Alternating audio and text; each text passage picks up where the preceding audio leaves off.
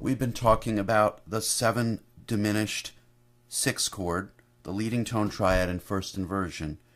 So far we've been discussing it as a passing chord, meaning it creates a passing tone in the bass between scale degree 1 and 3 to go 1, 7, 6, 1, 6, or also the reverse 1, 6, 7, 6 to 1.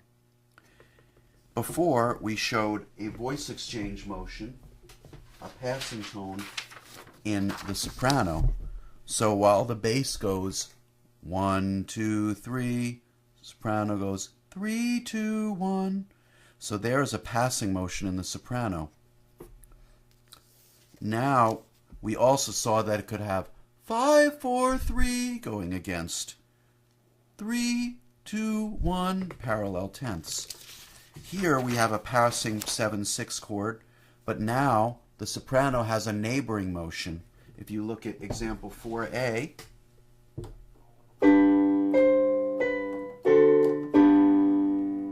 the C serves as a neighbor tone, prolonging or elaborating the 1 chord. It goes from B, C, B.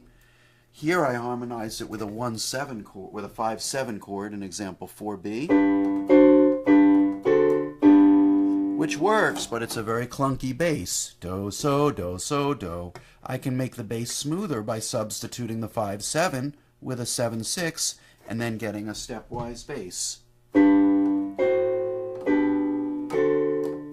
Already smoother. So a neighbor note figure is a 3-note figure consisting of the chord tone, stepping away to the neighbor tone outside of the tonic chord, and going back. An incomplete neighbor is a 2-note figure. Look at example 5. The soprano here is G, C, B. A complete neighbor figure would have B, C, B, but here instead of having the B, we have the G. So so C is said to be an incomplete neighbor to B.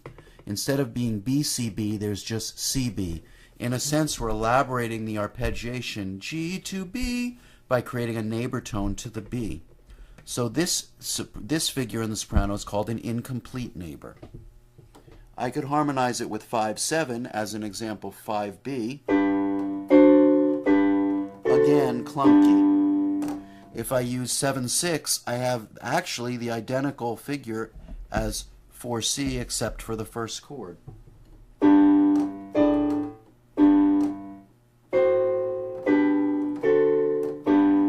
So there I still have a passing 7/6 chord. It's a passing motion in the bass, filling in the space between 2 chord tones, but I have an incomplete neighbor against it in the soprano.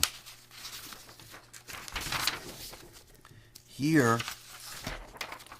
is again a passing 7/6, harmonizing a neighbor note motion in the soprano. Look at example 6.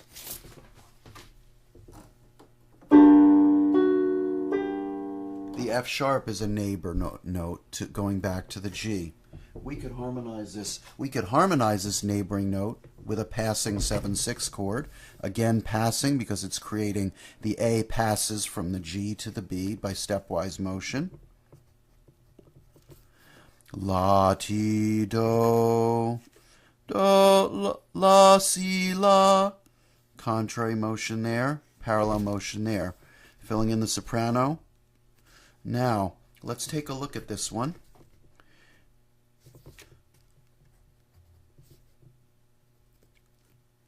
Now, the soprano can go to the D.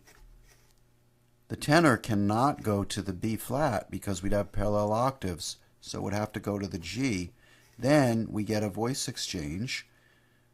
Do, ti, la, ti, do, do, ti, la.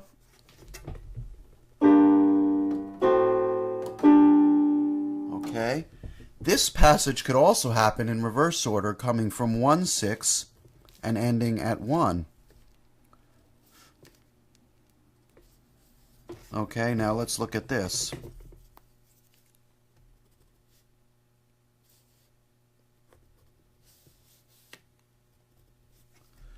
Now, what's the problem here? The tenor cannot go to a G because we'd have parallel octaves.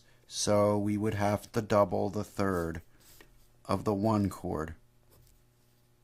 And again, we get a voice exchange.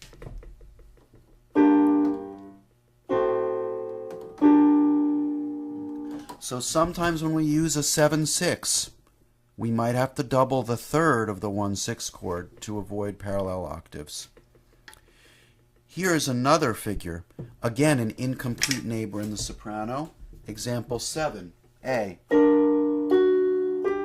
The F sharp is an incomplete neighbor to the G. Incomplete because instead of going G, F, G, the B flat substitutes for the first G. So instead of getting a complete 3-note figure, we get an incomplete 2-note figure. So how could we set this?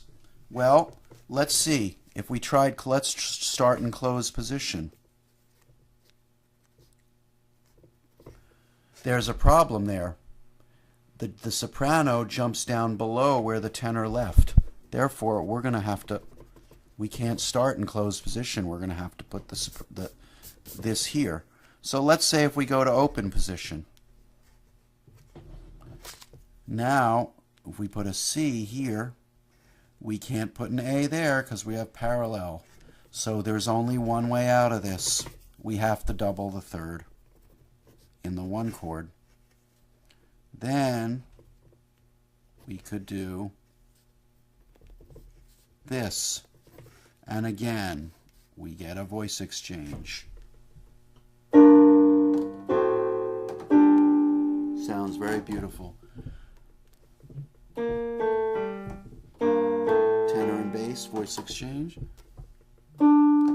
Mi, re, mi. So again, doubling the third allows us to avoid parallel octaves. So these are passing 7/6s.